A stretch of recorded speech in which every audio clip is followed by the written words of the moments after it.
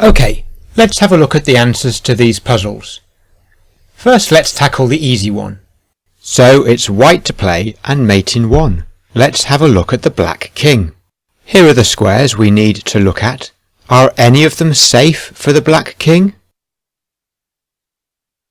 Well, white's rook has found a good position, covering 3 of the squares, and the queen covers 1 more square, leaving e7 and e8 as the only escape squares. But we'll need to be careful when we choose our move, because the rook and queen are already doing jobs. We could move the queen to e6. That would be check and cover the highlighted squares. But the queen isn't safe here. Remember, it was the queen that was covering e6, and a piece can't cover the square it's sat on.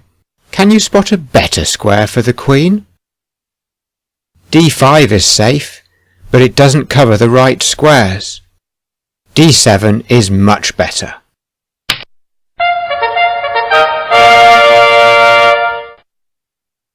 Medium puzzle now then, white to play and mate in 2. And with the white rook lined up on the same file as the black king, the obvious plan is to get this pawn out of the way, by taking the black rook. But before you touch the pieces, just spend a little bit of time making sure the move is okay. Always try and think at least 1.5 moves ahead.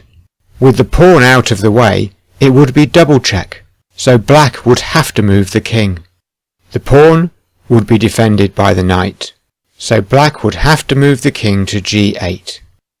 Can you picture that in your head and work out the checkmate move?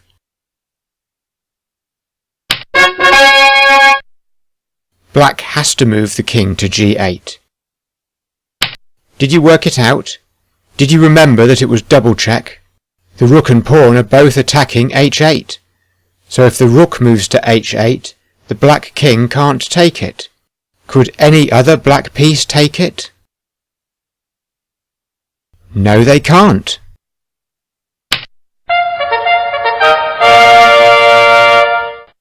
The pawn defends the rook, and the knight defends the pawn.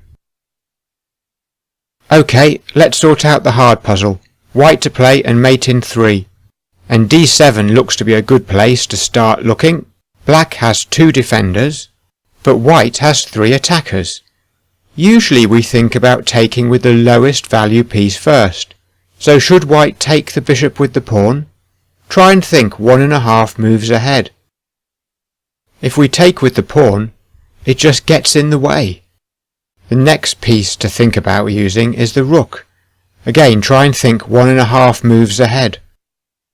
If black takes the rook with the knight, then white can give checkmate with the queen.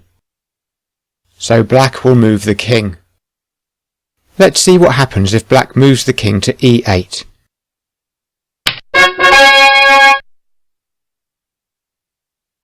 Now that the black king is on e8, what do you notice? Did you spot that the black king is on the same diagonal as the white queen? So if the white rook moves, it will be check. Discovered check. So let's look for the best place to move it. Retreating probably isn't the best option. Giving double check on e7 or d8 is probably a bad idea, because the king could take the rook. f7 is defended by the pawn, and c7 is safe too, defended by the bishop. But which one is best? Actually, both moves win the game, but moving to c7 is faster. Black now has 2 choices. Block with the knight, or move the king.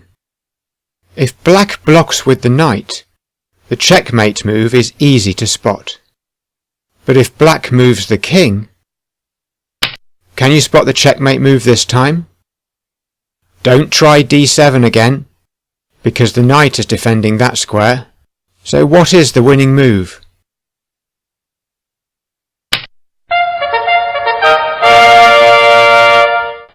That's checkmate. But we haven't finished the puzzle though, because we need to see what happens right back at the beginning if the black king escapes to c8. This one is more difficult to spot, unless you've learnt the checkmate patterns. The king can't escape to the d-file. The f4 bishop cuts off the diagonal, so if you know the checkmate patterns, you can imagine black's b7 pawn not being here, so your other bishop gives checkmate. OK then, how do we get rid of the pawn? By giving up the queen. Black could block with the bishop, but then checkmate is easy. But we know if black takes the queen, the bishop gives checkmate.